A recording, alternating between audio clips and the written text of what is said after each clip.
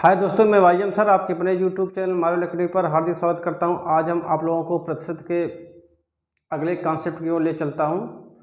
जैसा कि आप लोग जानते हो कि कल हमने आपको मिश्रण संबंधित कुछ ऐसे सवाल थे जो प्रतिशत के कॉन्सेप्ट से हल होते हैं, उनको हमने बताया था। आज हम अपने अगले कॉन्सेप्ट की ओर बढ़ता हूँ जो बेहद आसान और बहुत सरल तरीके से सॉल्व होगा। पहले उस कॉन्सेप्ट को जानने के लिए हम उसके बारे में कुछ उसके बेसिक जानकारी को इकट्ठा करते हैं, फिर हम अपने अगले कॉन्सेप्ट की ओर बढ़ते हैं। चलिए हम शुरू करते हैं। जैसे मान लीजिए कि आपको अगर ये बोला जाए एक वस्तु जिसकी कीमत में 20% की वृद्धि कर दिया जाए, फिर 20% की वृद्धि करने के बाद जो वैल्यू प्राप्त होती है, जो राशि प्राप्त होती है, उसी को फिर हम कितने प्रतिशत कम कर दें कि फिर वह अपने प्रारंभिक वैल्यू के बराबर हो जाए। कुछ ऐसे ही सवाल हम इस कॉन्सेप्ट में पढ़ेंगे। जैसे मान लो बोल दिया जाता है ना कि खाना बनाने के तेल की कीमत में 20% की वृद्धि हो जाती है, तो कोई उपभोक्ता अपनी खपत में कितने प्रतिशत की कमी कर दे कि उसका खर्च पहले जैसा रहे, अर्थात वैल्यू स्थिर हो जाए, कितना कम कर दे। अगर मान लो इधर कमी होगी उधर कितना बढ़ा दे कि स्थिर हो जाए। जैसे देखते होंगे कि कभी कभी होता है जब किसी वस्तु का दाम बढ़ जाता है तो हम अपने खपत में कमी कर देते हैं, अपने बजट को बैलेंस करने के लिए कि मैं जितना पहले खर्च करता था उतना आज ही खर्च करूँगा, तो अपनी खपत में कमी करना पड़ेगा। यदि मान लीजिए किसी वस्तु की कीमत घट जाती है, फिर भी हमको अपने पुराने बजट के अनुसार ही खर्च करना है, तो हमारी मात्रा बढ़ानी पड़ जाएगी ना, क्योंकि जब आइटम की कीमत कम हो जा रही है तो मात्रा बढ़कर मिलेगी उतने ही राशि में। तो कुछ ऐसे ही सवालों को हमको आज सीखना है। पहले हम कुछ चीज़ सिखा रहा हूँ, पहले उसको सीखो। जैसे आपको बोल दिया जाए किसी वस्तु की कीमत मान लीजिए 100 रुपये थी, इसमें मान लेते हैं 20% वृद्धि होती है। अगर इसमें 20% वृद्धि होगी तो ये हो जाएगी 120। अब अगर मान लीजिए बोला जाए 120 में कितने की कमी कर दें कि फिर हमारा 100 हो जाए, तो आपको हल करने का यही तरीका होता है ना।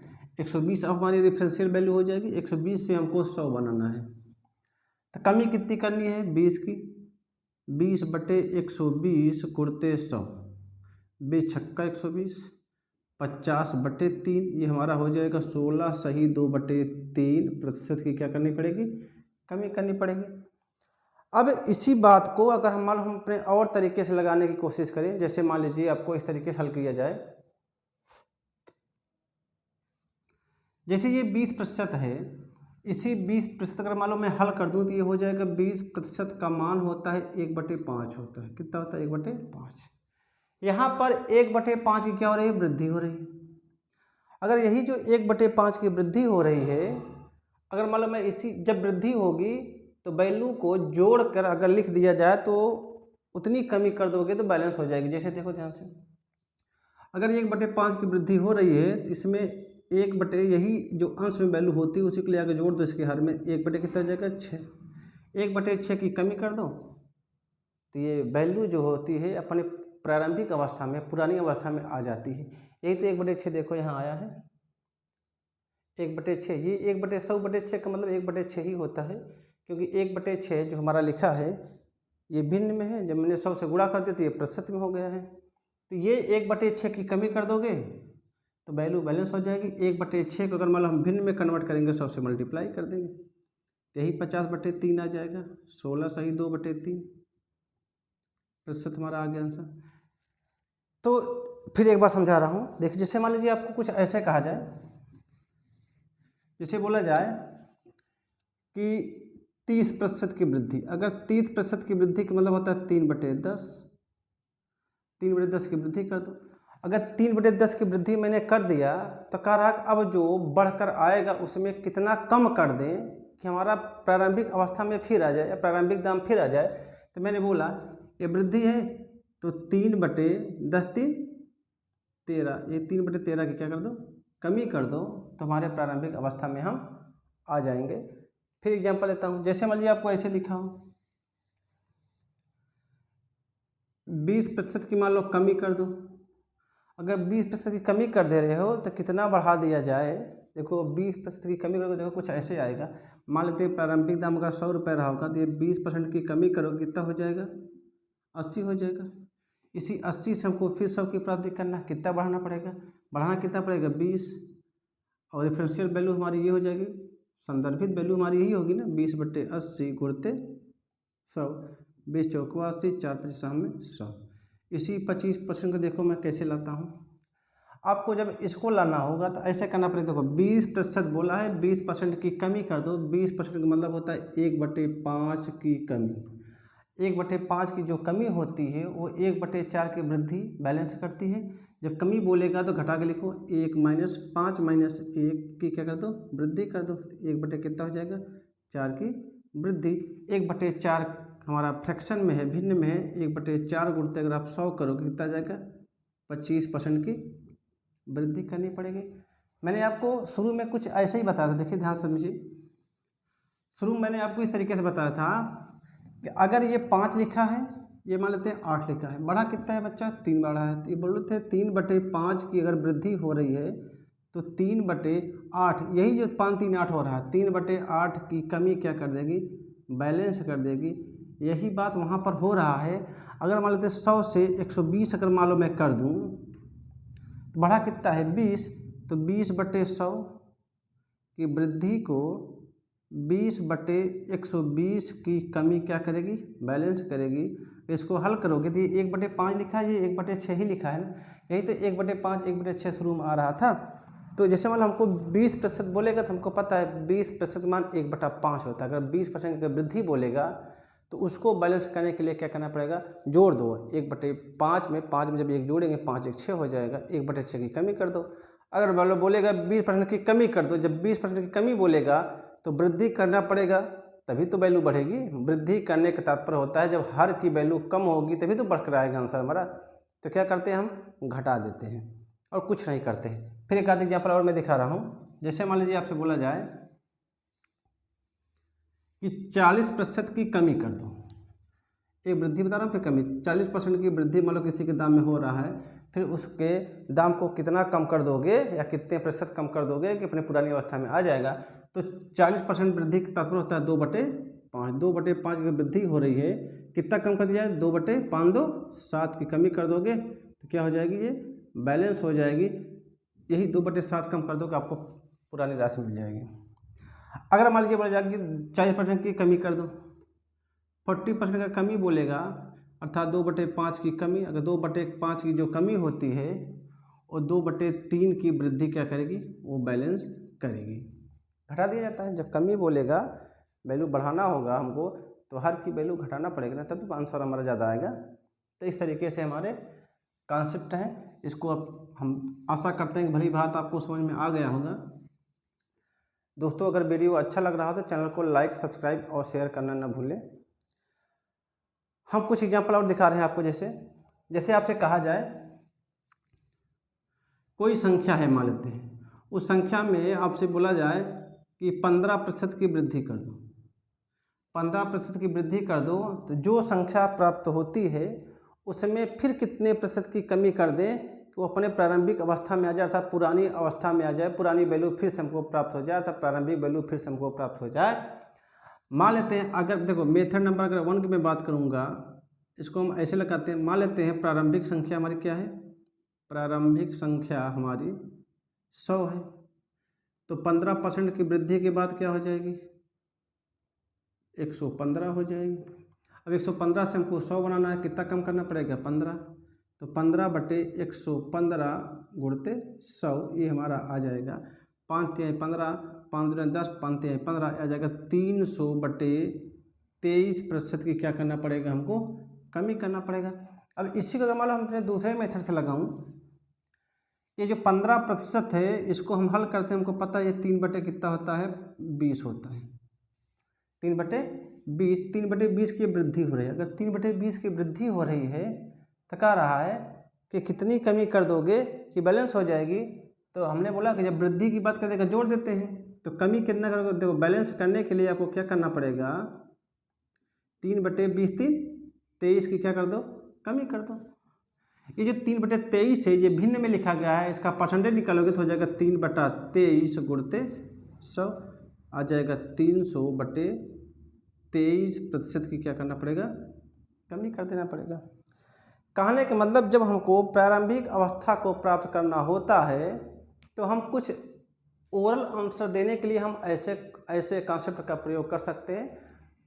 बाकी हमें प्रश्न के माध्यम से जितने मेथड हमको पता है उतना मेथड आपको भी पता हो जाएगा, और जिस तरीके से जिस मेथड से आप सवाल को आसानी से हल कर सको उस मेथड को आप फॉलो करो, अप्लाई करो।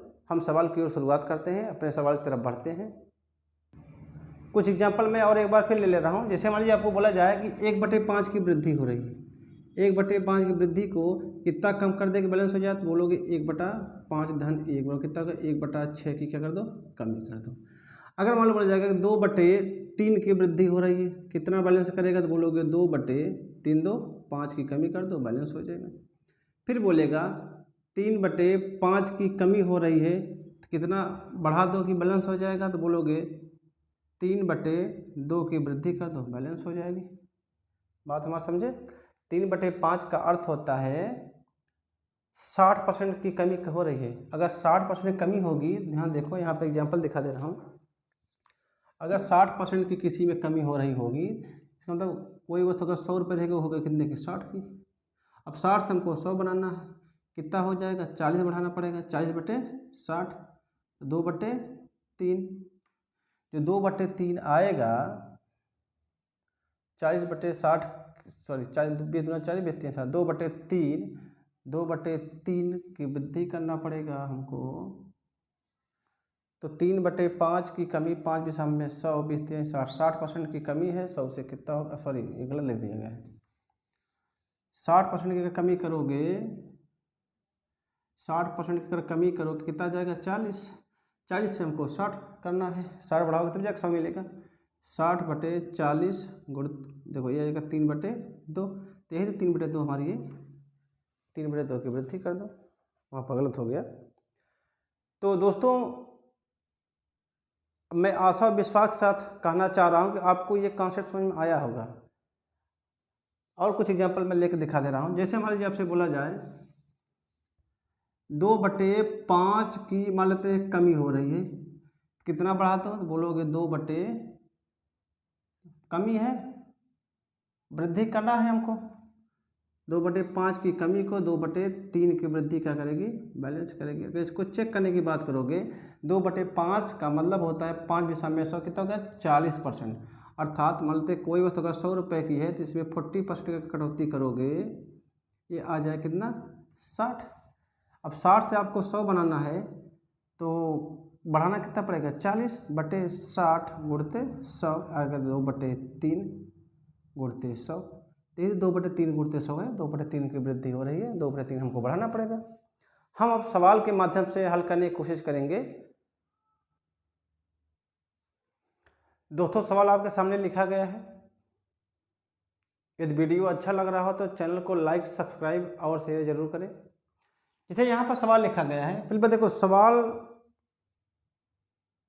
को जो पकड़ने की स्टाइल है वो ये है, इसमें जो है दाम जो है अपने प्रारंभिक अवस्था में ही रहे, खर्च जो है पुराना जैसा रहे, खर्च पहले जैसा रहे, अर्थात खर्च स्थिर रहे, ऐसे टर्मिनोलॉजी या ऐसे शाब्दिक अर्थों का प्रयोग किया गया रहेगा।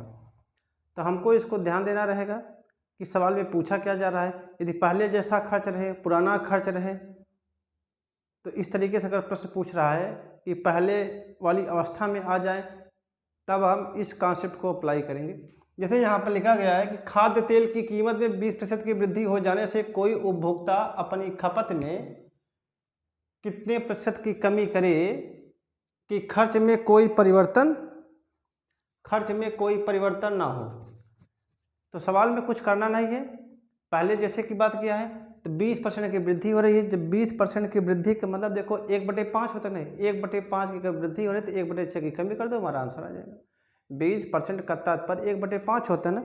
जितने तरीके में सही तरीके को हल करने की कोशिश करता हूँ। यहाँ पर 20% की वृद्धि बोला है सवाल में, सवाल आप लोग स्क्रीनशॉट ले लो। जो बोला है खाद्य तेल की कीमत में 20% की वृद्धि, तो मैं इसको हल करता हूँ। 20% की वृद्धि यहाँ पर करना है। 20% की वृद्धि, इसको हल करने का देखो तरीका क्या होता है। मेथड नंबर पहला, किताबों में आपको एक फार्मूला दिया रहता था r/100 + r × 100। एक तो ये फार्मूला होता है r/100 + r × 100%, ये भी एक फार्मूला था। तो r कितना था, रेट हमारा कितना 20% हो जाएगा, 20/100 + 20 × 100। ये हमारा आ जाएगा 20 छक्का 120, 100/6 50/3 16 सही 2/3%। ये हमारा एक है तरीका। दूसरा तरीका देखो हमारा क्या होता है, अर्थात 16 सही 2/3% की कमी कर दो। दूसरा मेथड हमारा ये होता है कि 20% की वृद्धि बोला है, 20% की वृद्धि का अर्थ होता है 1/5 की वृद्धि।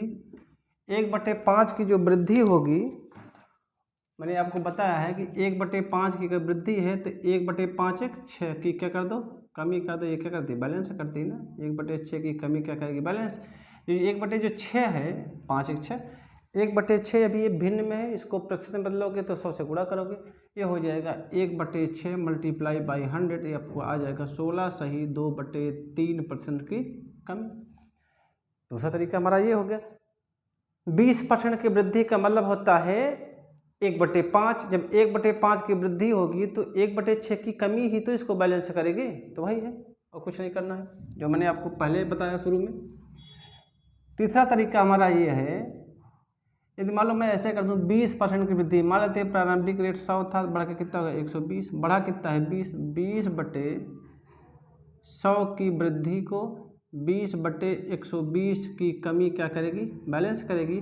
मैंने बताया जो बैलेंस करता है उसी को उठाते हैं, तो ये हो गया 20/120 × 100, आपका आ जाएगा 16 सही 2/3% की कमी। यही सवाल है। तो हमने आपको 3 तरीके से बताया हल करने का। जो तरीका आपको अच्छा लगे, जो तरीका आपको सूटेबल पड़े, आप उसी तरीके से हल करने की कोशिश करो। कभी कभी वो होता है कि कुछ सवाल इस तरीके से लगेंगे, जैसे यहाँ पर सवाल लिखा गया, कुछ जैसे यहाँ लिखा है कि ये दूध का मूल्य 60 रुपये से बढ़कर 70 रुपये हो जाएगा। इस तरीके से लगाने की कोशिश करोगे तुरंत लग जाएगा। बाकी तो वैसे लगाओगे तो इसको पहले कन्वर्ट करना पड़ेगा, प्रतिशत में कितना बढ़ रहा है फिर लगाना पड़ेगा। इसलिए हमको तरीका सभी को पता होना चाहिए, जहाँ जैसे तरीका बनेगा हम उसको सवाल को हल करके बगल हो जाएंगे। किसी वस्तु की कीमत 60% बढ़ गई, देखो ध्यान से, 60% बढ़ने का मतलब होता है 3/5 की वृद्धि। जब 3/5 की वृद्धि होगी तो 3/8 की कमी क्या करेगी, बैलेंस करेगी। 5 3 8 होता है, 3/8 का जो अर्थ हो जाएगा, गुणते कर दोगे 100, 8 12.5 होता है 100, 12.5 यहाँ तो 37.5% की कमी कर दो, हमारा आंसर हो जाएगा। क्वेश्चन नंबर अगला बढ़ते हैं। अगला क्वेश्चन है, यह दूध का मूल्य 60 रुपये से बढ़कर 70 रुपये होगा। अगर 60 से 70 हो रहा है, अपना जो दूसरा तरीका है 60 से बढ़ कितना हो गया 70, बढ़ा कितना है 10, 10/60 की कमी 10/70 की वृद्धि क्या करेगी, बैलेंस करेगी। तो ये आपका हो जाएगा 10/70 × 100, ये जो कट गया 100/7 आ गया, 14 सही 2/7% की कमी करना पड़ेगा। अगला सवाल हमारा कह रहा है,